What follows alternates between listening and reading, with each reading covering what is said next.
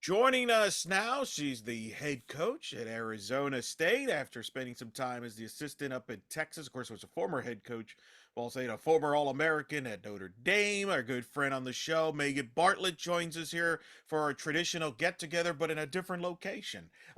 Coach, how you doing? Doing great. Thank you, Eric, for having me.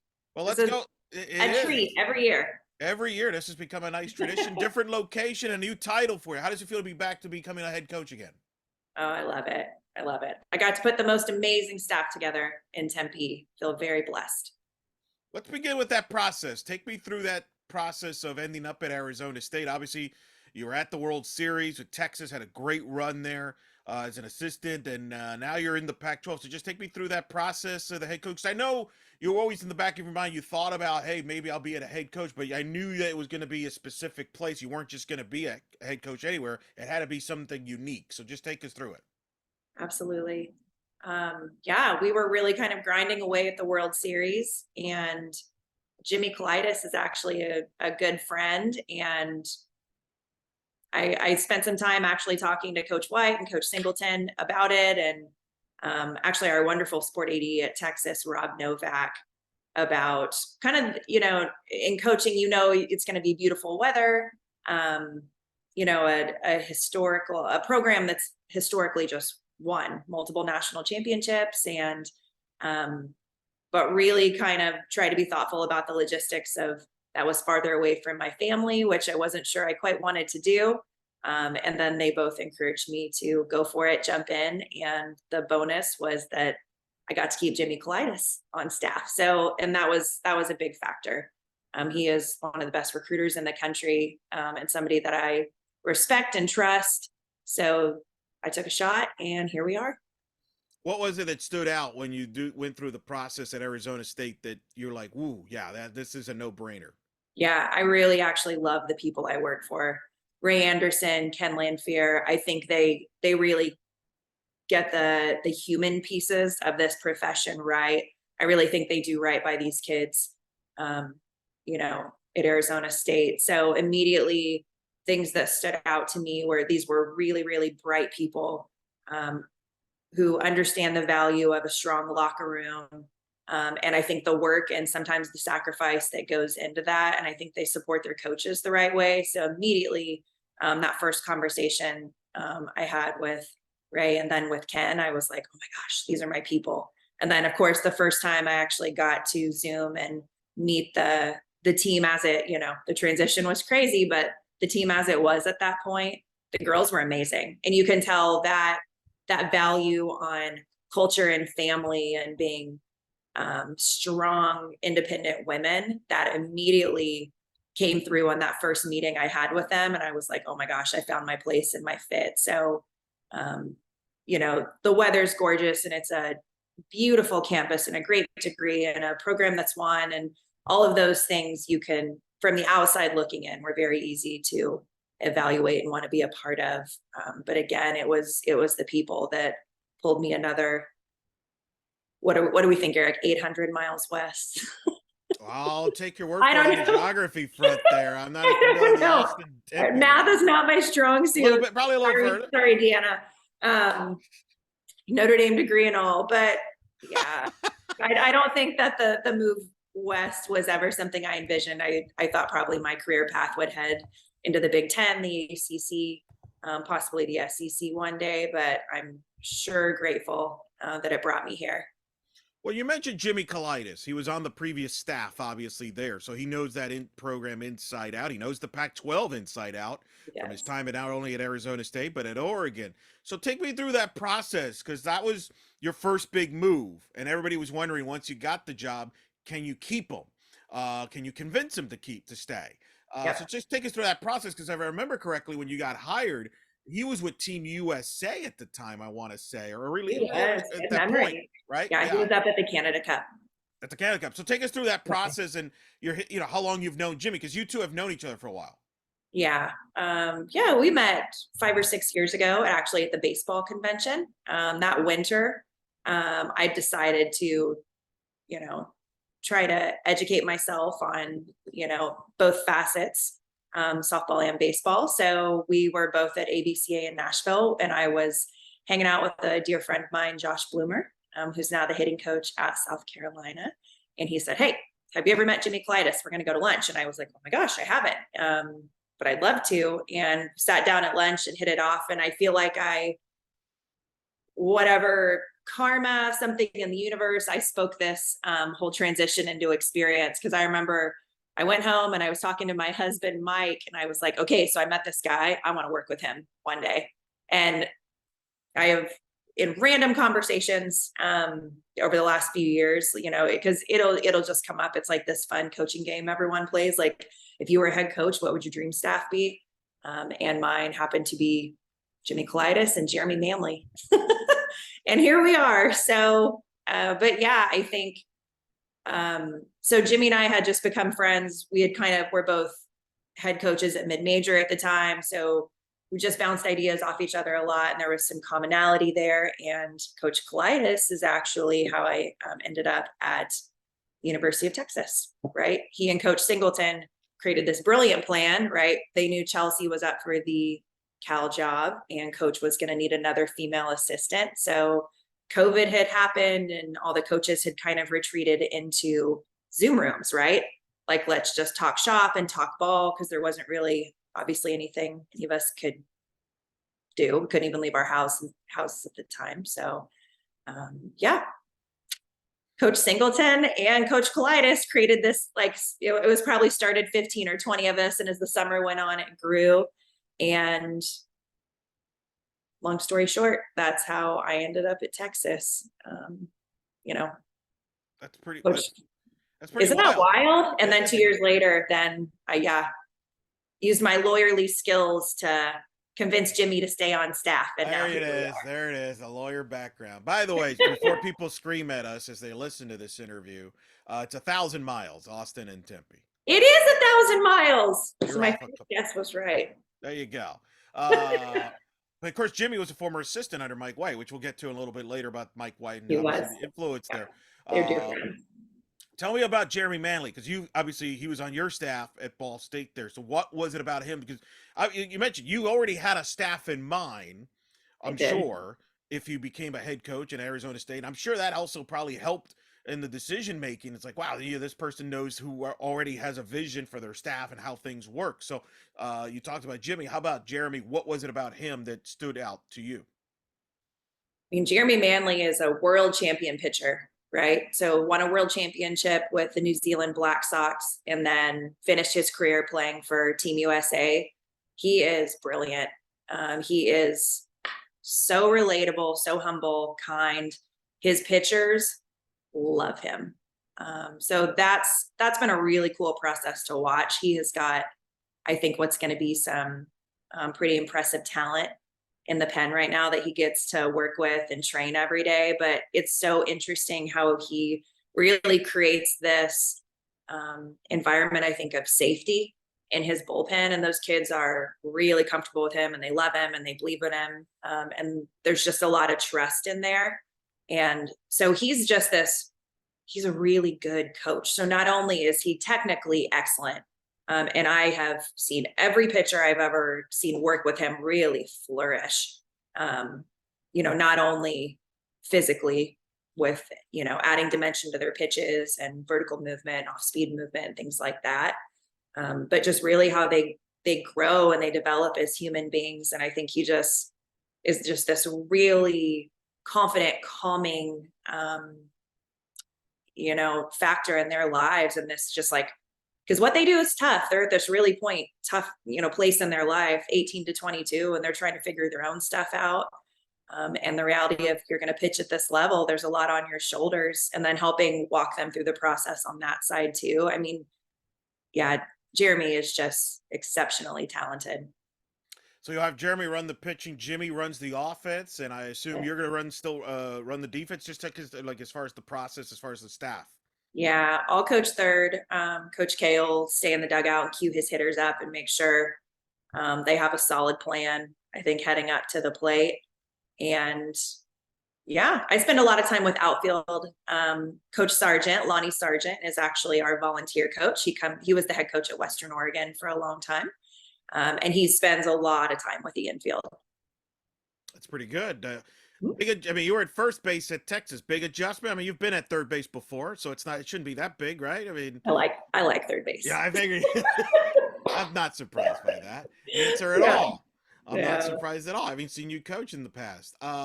What was it like with the players? You mentioned the process, how they were great. Obviously, there was a transition there. Some comings and goings, some new faces. Some stayed though. So take us through that process of the roster, and then you getting to know the players, and them getting to know your staff.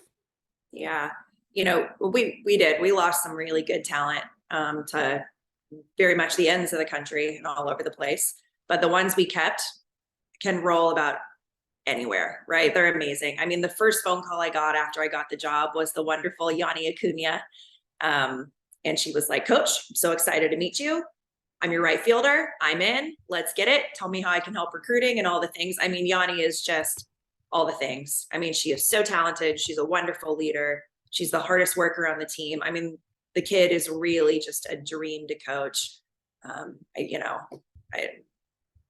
I'm sure she's going to have an exceptional year. I mean, she just puts in the time and she puts in the work, and she's really good to her teammates. So, that was the piece moving forward. We're like, okay, there's one. Jazz Hill, all in, our center fielder, very talented hitter. Same thing, just this wonderful, she loves Arizona State, great leadership qualities. She's tough, she's feisty, doesn't back down from a challenge. We're very excited about her. And actually, J.R. Rollins, left-handed triple threat, was a really standout player at Missouri.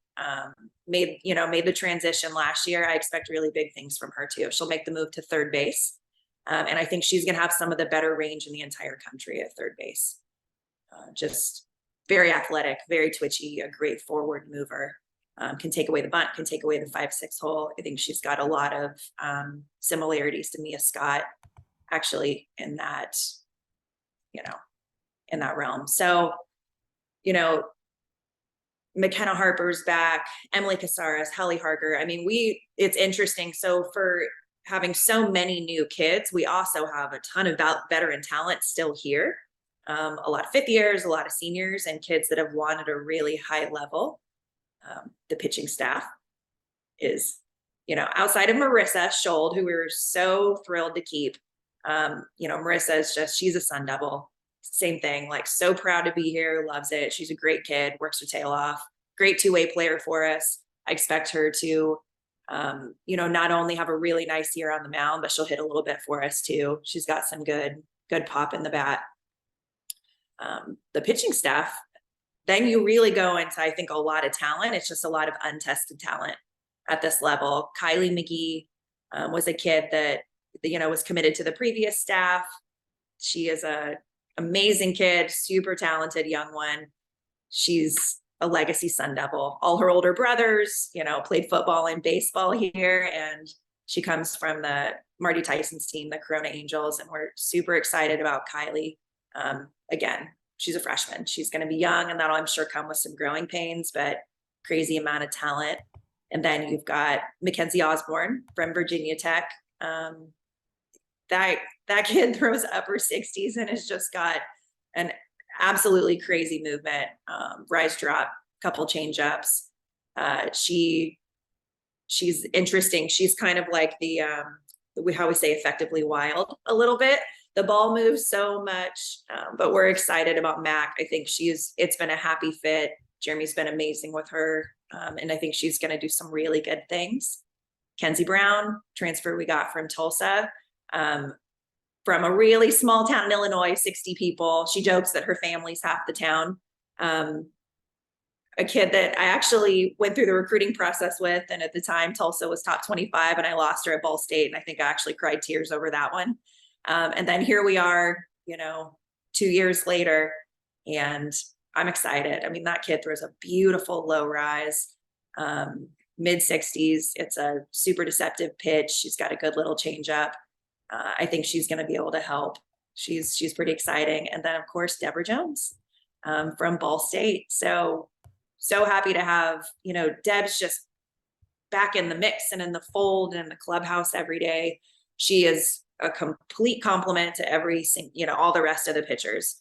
Deeja's going to work down. She can work 3 speeds. She can spin it up when she needs to. But Deborah's gift is that she really does. She throws 3 different speeds, and she can pinpoint them on command. So Debs is such a good kid. That's just been such a fun reunion. She's a great teammate. She's a leader, and she just does it with grace and kindness, and her teammates loved her. And I think it's been a really nice transition to MP. Do you feel have you established leaders on the team here through the fall, or is that still evolving? Yeah, I think Yanni and Jazz Hill have really just been the kids that have shown up day in and day out. Their teammates really respect them and trust them, and I think just look to them when things get tough. So again, we've got a lot of 5th years in the mix, a lot of seniors and a lot of older kids. So at different places and different times, and they all work super, super hard. But I think probably the voices that people are going to gravitate to and follow right now, I would say Yanni and Jazz. How do you feel your defense will look? Obviously, you got some returners back, as you mentioned, but Yeah. you may have sprinkled in some new faces defensively who could also hit. So, how do you see the defense looking?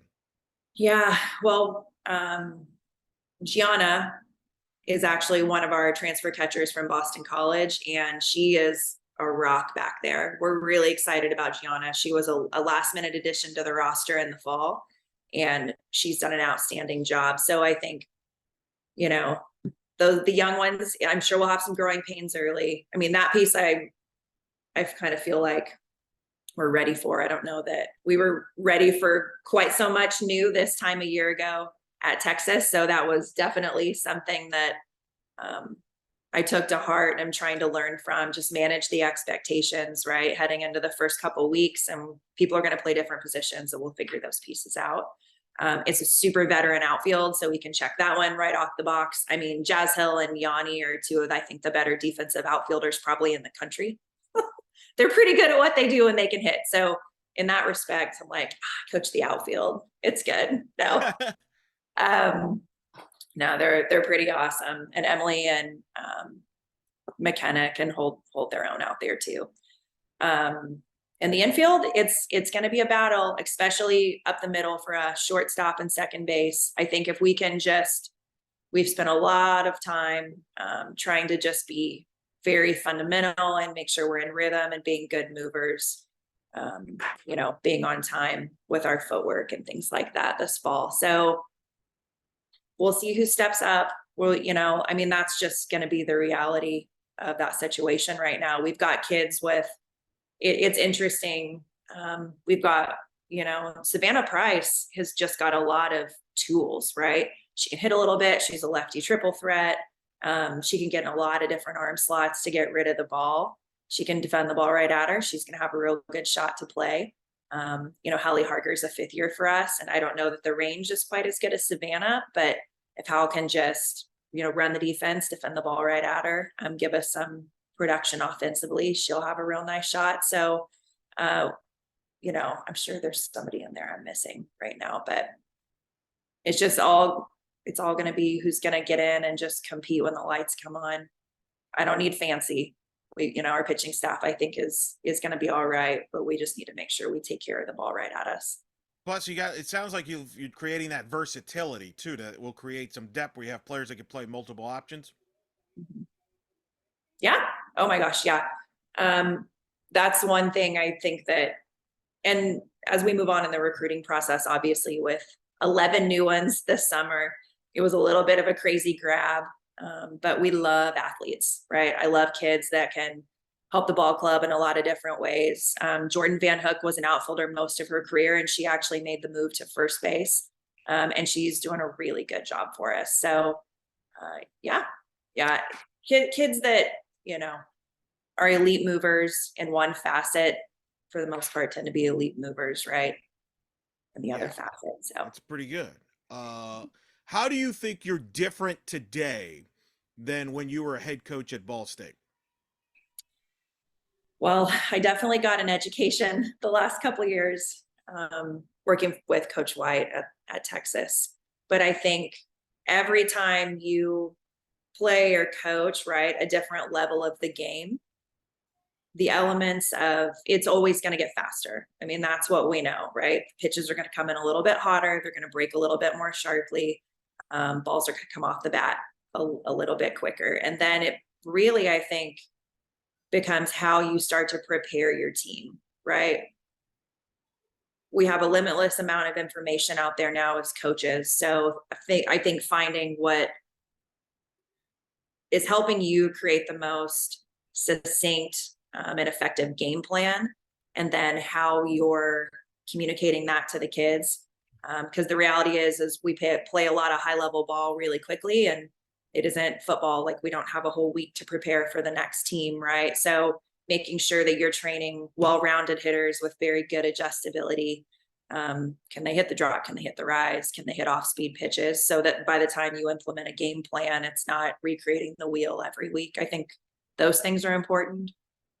And then the mental performance side of it, I think, is probably the most important thing we do. That was one thing, right when I got here, I started the process. We hired a mental performance coach. Justin Foster's with us a couple times a week, and he's done, I think, a tremendous job, not only trying to help us, put the clubhouse together quickly, but then how to give these kids tools to adjust quickly in game and stay calm and, really just be able to compete at the highest level they're able.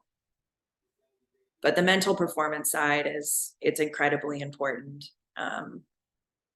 The calmer I think you keep them, and the better you're able to manage the kids' expectations in a sport of failure, it's just going to free them up to, I think, play and flourish. Sometimes we're women and we're perfectionists and we do things that are really high level, right? And we talk about in the program a lot, we'll sit down with the kids and we talk about the blessing and the curse of perfectionism and what that means. And y'all get here because you're super hard workers and you're so talented. And really, for a sport of failure, you probably haven't failed a ton, right? Going 3 for 4 in travel ball games and all world in high school and all those things. But then by the time you get to this level and now you're competing with and next to a bunch of people who are all incredible athletes, you're not going to bat 500-600 at the Division I level. Like, that's just not going to happen. So all the things that led to this point, somehow they can end up buckling you, right? If you can't find a way to manage the expectations and manage the stress of really you just having such a high standard for yourself. But at the same time, collectively, we don't ever back off from the goal, which is playing in Oklahoma City and winning a national championship. So you come up, you create this really interesting balance with each kids, and it's really a bit of a dichotomy there. So, that's tough sometimes. It really is, because then within that, every kid's going to ingest and react to that message a little bit differently, and all their talent levels are a little bit different. What I expect out of Yanni is not what I expect out of, right? Right. Each player is different. Off of my lineup, like, that's just not a realistic thing. Right. Each player is different, and they expect what they can do and all that. Yeah.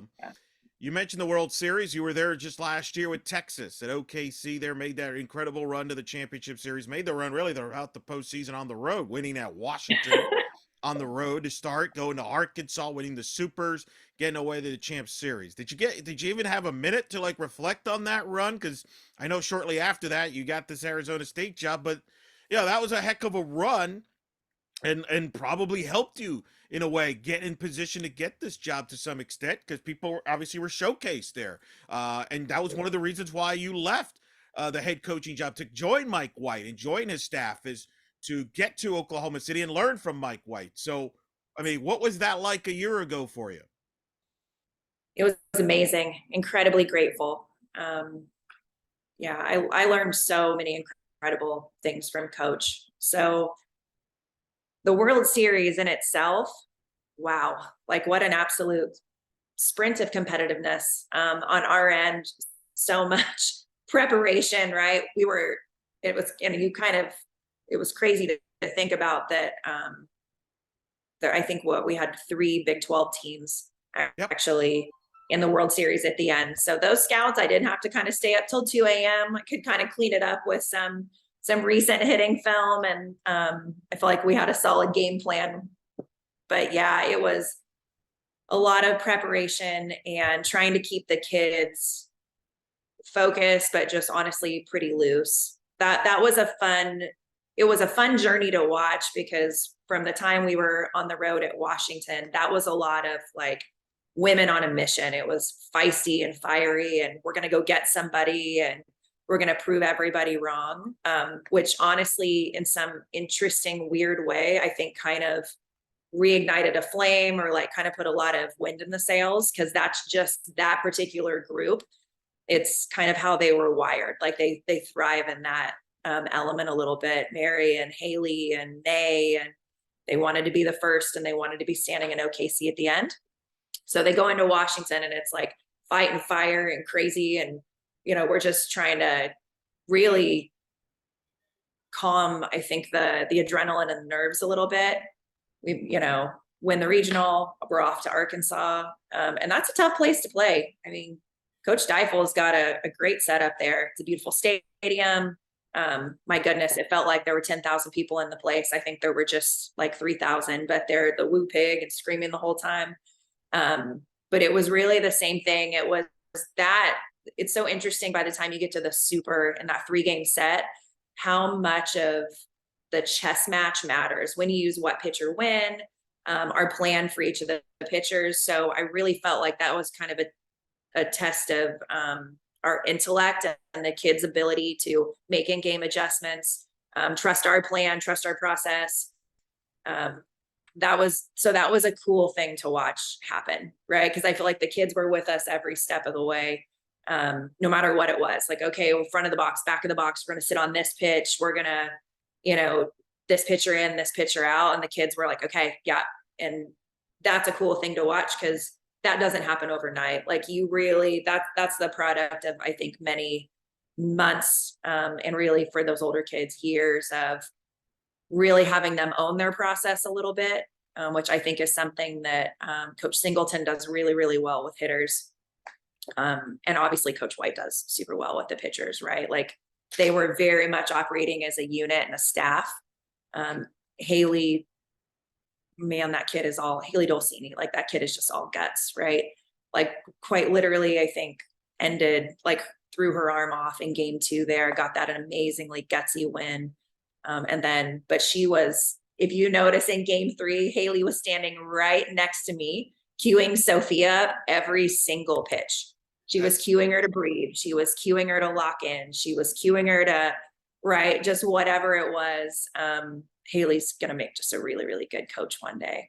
So that was just an amazing thing to watch. But that's what the Super Regional felt like. And then by the time we got to Oklahoma City, it was cool, because the kids finally just calmed down, and they're like, okay, we're here. What's going to happen is going to happen. So they really just kind of started to that's when they started, I think, have some fun, right? Like the goal was, we're going to end this thing in OKC. And then once they got there, they were playing a little bit more free. They were breathing a little bit deeper.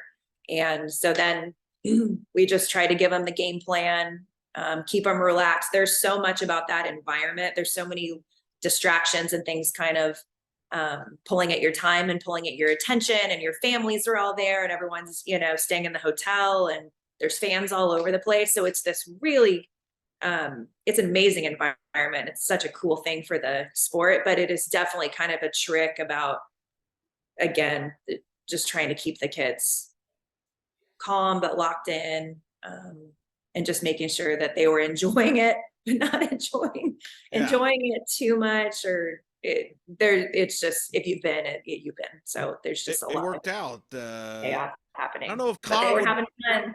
Oh, well, fun was good, and a little fun there in that Oklahoma State last game there, with that dramatic comeback. And I'll never forget that wacky play where the ball's thrown into the outfield, and you showed off your vertical jump there from first I base, chased know. it. That was Hey, Deer Haven North volleyball back in the day. that was a pretty wild moment there, coming from behind to beat them to get to that championship series. Yeah, it was. It was pretty incredible. I just remember a lot of adrenaline and elation and some tears. It was just really, really exciting. What was it like? What do you take from Mike White that you will apply now moving forward as a head coach that you learned? Because that was a big thing we've talked about in the past. That was a big reason you wanted to work under Mike White, learn from him. You felt he would make you a better coach. Obviously, what is it that you take from him that you're now going to apply? So, coach is a brilliant tactician. And that's so funny. If you ask him that question, that's the first thing he will tell you. Coach has this calm, consistent way of constantly being really, really clear about his expectations. The man has never missed a super regional, right, in his entire coaching career, which is so astounding. But you work with him on a daily basis, and he's not going to get outworked. He watches more film, has more game preparation, um, and his assessment is almost nearly spot on. I mean, it's really excellent with the kids. It's calm and it's collected, but he never backs off from the standard, and he never backs off in his belief that they can do it. And I think just that consistency alone is worth its weight in gold. His teams can also hit the rise ball. That Because that's helps. what you're going to see at the end. So that's the secret. That's the trick. What advice did he give you as far as becoming a head coach again? And more specifically, I'm curious if he gave you advice about the Pac-12. He had good success there during his time in the Pac-12. So I'm curious what advice he gave you. Recruit well. Pretty Try to simple. keep Jimmy and recruit well, Meg. Happy trails. Um, no, I don't know. I think the coolest part about Coach is that when I took the job at Texas, right, that he was like, come learn, work with me, whether it's a season, 2 seasons, 3 seasons, he's like, Meg, it won't take you long. I know you want to be a head coach again. But I think one of the really cool pieces about what he did is the whole process with Arizona State. Like, he is, and anytime you're a head coach and you're turning over assistant coaches, trust me, it is the biggest pain, right? Like, it puts so much work on you for the next 2 and 3 months. You're trying to find somebody new. You're trying to wrap up recruiting wrap up. Recruiting never ends. It is quite literally such a pain. But he was so just complimentary and supportive in the whole process, right? That it was like points where I was like, oh, I'm so frustrated, or what am I doing, or should I, or this, and he's like, you're going to be wonderful. I have absolutely no doubt. And if honestly, he's like, if you get offered the job and then you don't want to take it, you don't feel like it's the right fit, come back to Texas, right? Like, there's no lose-lose situation in this, but you need to do what's right for Mike and the girls and your family, and at least see. And so I think anytime you have a leader and a boss like that, who's quite literally looking out, right, for the people around them, and was so just encouraging and supportive through the process, because it's a stressful process. I mean, it really is. Your head's kind of in two places, and you're constantly playing this not only logistical game of what it's going to be like to move your family and your kids another 1,000 miles, but then you're recruiting for Texas, and then what's that look like on the other end? And it's if I get this job, then what comes next? And but he was just really amazing through the whole process, and just encouraging, and he was just a good friend. Yeah, I talked to him. He said, he's obviously rooting for you. Thinks you'll do great there. But there is that one Pac-12 series where he's going to be conflicted, and that's when Arizona State plays Cal. I know. Because Chelsea Spencer, obviously, who you took over for at Texas as the assistant, is the head coach at Cal, and that was a big thing for him because he knew that Chelsea's goal was to be a head coach at her alma mater and stuff. So he admitted that'll be a little weird. Cal Arizona State, he said he'll look at the score, but he doesn't know if he'll watch just because it's a little bit of a unique. You and Chelsea Spencer have a unique kind of connection with this, kind of a similar circle there. We're like vines in the Mike White coaching tree and all over the place. So when Coach Spencer left for Cal, I filled that position at Texas.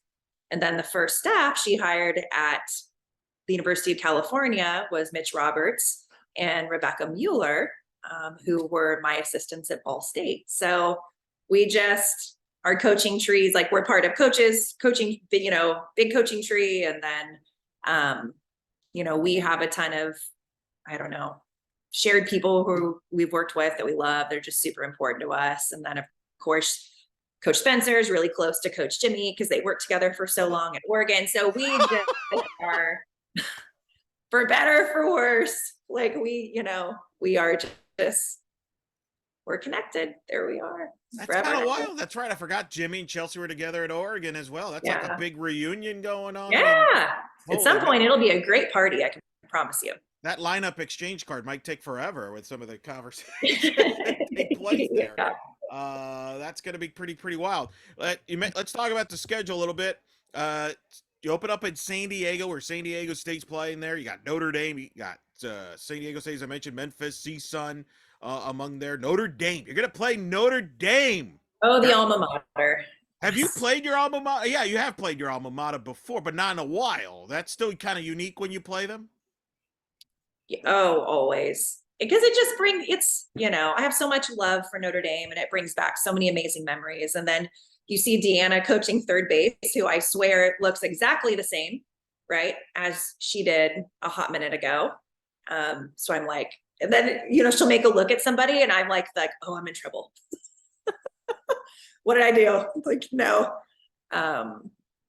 it's a ton of fun. It's fun to watch those kids, and the traditions have stayed the same. And her team is just so proud of a place that I love so much too. So it's always a cool game. And I love to see Deanna and see Chris, and it's just fun. She still got the intensity too. Every time she comes out, she's fired up, has a lot of passion for the game. She's got a lot of, ideas, which is great. You come back home, you'll host BYU, obviously, which is a really good program. DePaul with Tracy Addick-Zins, who well, Illinois State, Weber State, Portland State. You're going to Mary Nutter. You're going to play LMU and Coach Flowers, fresh off the NCAA. To highlight that weekend, Long Beach State, Coach Souter, among others.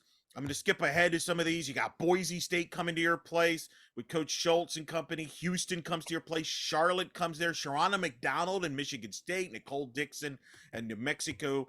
And then you open conference play at home against Arizona. Welcome to the Pac-12. You're right into the rivalry, right there. Just going right into the fire. That's pretty wild there. If Kenzie Fowler ends up doing that series, you're just gonna have to throw my name in there just to help you out. She is the queen of Arizona when it comes to broadcasting in the whole state. On there, so you open there, and then you've got to go back to Stillwater for a tournament with UCF and Oklahoma State. I'll tell you, you didn't go easy on your team there, scheduling wise. No, we're gonna figure out some things quick. If we've got any pieces to shore up at that point heading into the rest of the pack season, then we're gonna figure it out quick. I mean, Kenny's gonna have a great group. Kelly Maxwell is, to be totally honest, probably the best pitcher I think I've seen in 10 years in college softball. It kind of actually gives me nightmares to think about all the weekends and games. My goodness, I feel like we played them 100 times the past 2 years, trying to figure out how to beat that kid. So maybe this group's going to figure it out. We'll come up with a solid game plan and see what we can do. But yeah, Coach Gajewski's teams are always tough, and their home park is just a super tough place to play, right? People on the decks all the way around, but it'll be a ton of fun. It'll be, I think, a really good experience for our kids. And then, of course, Coach Ball's UCF team, and they are just they do not back down, right? We got into that crazy game last spring in Clearwater with them that just never seemed to end. And those kids just wouldn't go away and wouldn't go away and then figured it out at the end. So yeah, she's going to have a tough group, good pitching. She's got some really impressive hitters in the middle of the lineup. So that'll be a tough one. That's a pretty stacked tournament. And then obviously this year unique. You're going to be part of history because the Pac-12 will have the Pac-12 tournament this year. It'll be at Arizona, so not too far of a drive for y'all. But what's your thoughts on the Pac-12 and implementing a conference tournament, which is something you're quite familiar with from the Big 12 and even from the days in the MAC? Yeah, I'm excited for it. I think it's definitely a good tune-up for regionals heading into postseason, which is definitely what the way we approached it at Texas. Obviously, it was different at mid-major because you were playing for your life at that point, right? It was a little bit more of a World Series feel. But I'm excited. I mean, it's intense. You get to that point where every rep feels like it matters. The fans are really into it, and I know it's something that the Pac head coaches are, obviously the ones that have been in the conference for a long time. They fought for, and they're really excited about. It'll be great for television and for viewership, and so it should be a wonderful environment. No doubt. That's going to be exciting to mention the television there. A couple other topics before we let you go. January, a vote expected about the volunteer becoming a full-time assistant to the staff. I know that's been talked about for years. There's a lot of optimism, I think, within that's going to pass for baseball and softball, among other sports. Your thoughts on that potential of adding that extra full-time staff assistant? Totally in support here. We will definitely, it'll be a great thing for the sport, right? And depending on how that last spot gets funded, because it's the reality of we're post-pandemic and it'll be a little bit different everywhere. But what I do think it's going to provide is, especially for young coaches trying to get their foot in the door for a lot of schools, low major, mid major, things like that, it's going to create just a lot of opportunity, whether it's funded as a GA position, right? Or I don't, not funded like an SEC assistant, but I do think it's going to create a lot of opportunity, and definitely, naturally teams are carrying bigger rosters now, and the demands of this job has become 365 days a year, right? Between training your own team and recruiting and all the things that come in between. So I don't know that there's a coaching staff in the country right now that wouldn't welcome another full-time set of hands to kind of just help with the demands of everything that this has become, right, in the last 5-10 years. Instant replay was something you got used to, obviously, as during your time as Texas assistant. Now you're going to be a head coach. Two parts. I don't know where is instant replay as far as the Pac-12 is concerned. From that standpoint, and then moving, is that a big adjustment for you going from the assistant to head coach now from a replay standpoint? No, we were really lucky with the Longhorn Network, right? So I got to spend 2 solid years kind of working with the replay system. We will have it in the Pac this spring. It's a mandatory requirement. To be completely honest, I think at the Pac head coaches meeting, I believe it's Miss Joanne is our umpire assigner, and the statistics that they pulled nationally last year, there was an 80%, the umpires had it right 80% of the time. The cameras are a tough one for me, to be completely honest, because it's not Major League Baseball and we don't have 360-degree cameras. So half the time the umpires, to be completely honest, they don't even have an angle on the cameras. And it doesn't matter how many, we had Longhorn Network, so we had TV cameras and pretty high resolution. And a lot of times the determination just came back inconclusive because they didn't have an angle. So I might be the wrong person to talk about this because I probably had it and been exposed to it, right, more than most staffs in the whole country. But that's a positive, though. I think that's a big positive that you'll have it during conference, because I talked to a lot of coaches last year that admitted to me that it was a bit of a challenge not having it during the season, and then all of a sudden in postseason you have it, but you're not familiar with it. Whereas other coaches, especially when you got to the NCAA tournament, that have used it all year, like the SEC and other leagues, were already comfortable with it. So there is an adjustment period there. So the fact that you will have it has to help you, because obviously with the bigger goals ahead, when you get to the conference tournament and the NCAA's, you're going to have it. So at least now you're used to it instead of learning it on the fly. Yeah, absolutely. So then the next step becomes figuring out, because now in your pre-tournament packets, or, whatever, heading into an opposing site, then they actually, I think, show you now like where they have cameras and which direction they point to, to not be a complete nerd and be completely nuanced. But if we, if I know where the cameras are set, and then something crazy happens, and there's no sense in going out and arguing it, because they're not going to have an angle on it anyway. So that's probably the next step of where like the familiarity can kind of help you maybe not waste challenges. It makes it, I did like I think in postseason though, they would send the review. This might've been just the World Series. But they send it somewhere. Maybe it was right. Big 12 tournament, right? Yeah, to like a one site. Yeah. That I think is probably the future, and makes it as good of a system as it can be. I know a lot of times we had the person who had made the call then reviewing the film.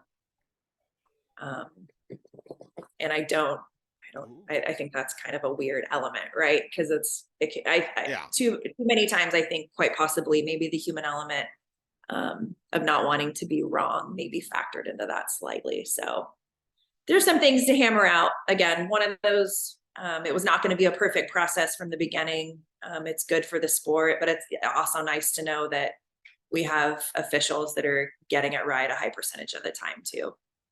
Well, and I can tell you, I just finished doing a full year of volleyball broadcasts. If you thought softball video angles were weird, you haven't seen anything compared to volleyball, where really they got camera angles. Like, we have certain camera angles, they have completely different camera angles, and it's just kind of wild.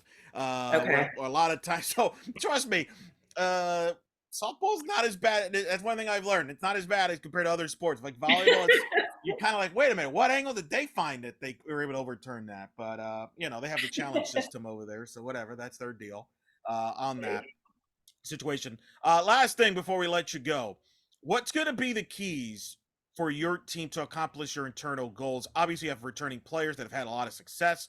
They know, you mentioned the standards there. I mean, they were literally a win away from the World Series last year for the returners. What's going to be the keys for this group between now and then the start of the season, as you get into the season, to accomplish your goals?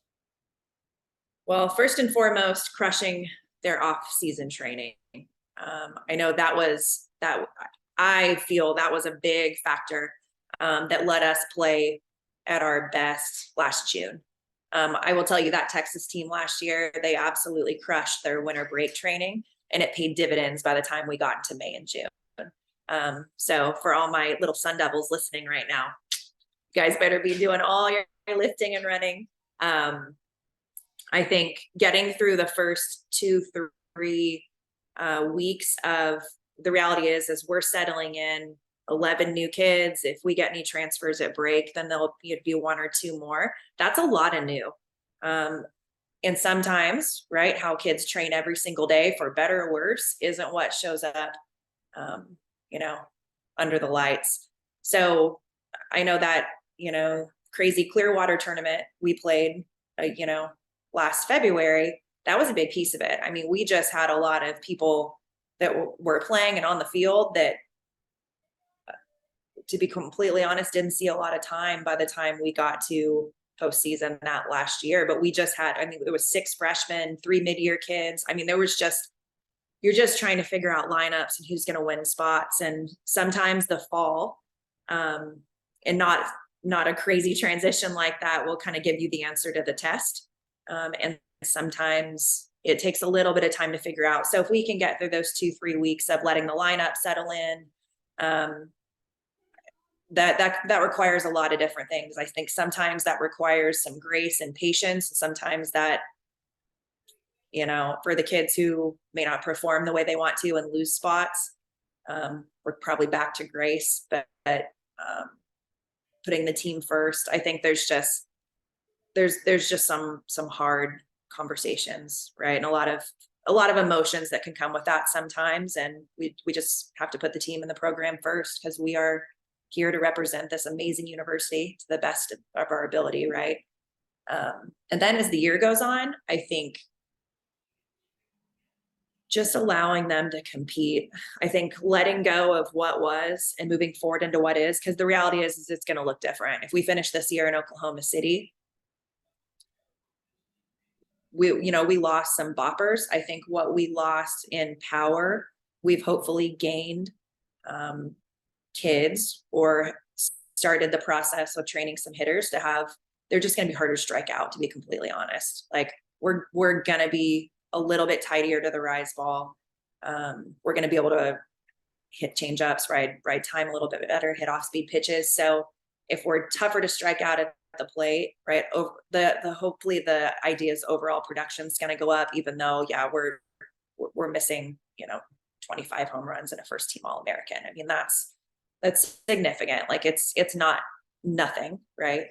I'm also expecting this pitching staff, right, to be able to keep us in about any games. We have got, I think, a lot of talent on that mound. Again, as long as they can compete and stay collected, and not let maybe one or two early rough outings ruffle their feathers too much. So we, from the coaching staff, I feel like we grabbed a lot of talent quickly, and we've just got to keep, again, the standard in the right place and the expectation in the right place, but we've got to manage that process with them too.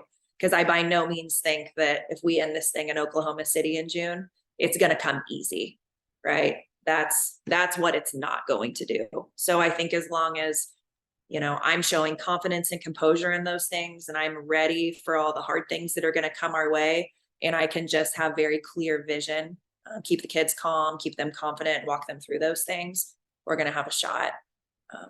So look at those things I learned from Mike White. Well, we're excited to see what you'll do up there in Tempe. I'm excited you're back as a head coach. Man, we go way back since the last time you were head coach. Yeah. Megan Bartlett joining us here on In the Circle for a traditional get-together in Tempe. One of these years we'll have to do it in person, maybe either in Tempe or you come down to Orlando. Either way, we could do a That home and sounds home. perfect. Maybe we'll do a home and home there. Coach, good luck. Enjoy the holidays, and we'll be in touch. And thanks for always talking to us and taking the time to take a few minutes to talk to us. And it's always a pleasure to talk to you. It's my pleasure. Thank you, Elo.